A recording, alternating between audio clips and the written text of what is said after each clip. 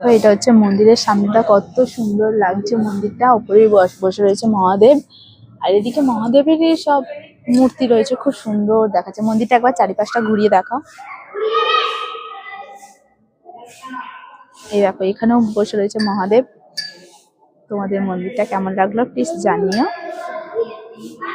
চলো টাটা।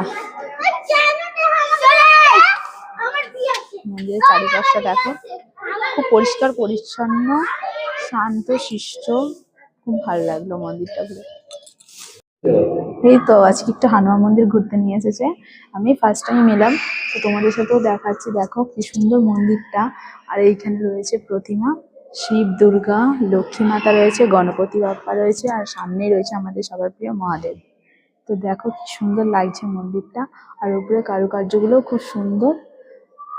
তো তোমরা এদিকে হুগলি, এটা হুগলি সাইডে পড়ছে, তোমরা কে কে চেনো প্লিজ কমেন্টে জানিও। আমি এই প্রথমবার এলাম, এসে খুব ভালো লাগলো। তো চলো টাটা।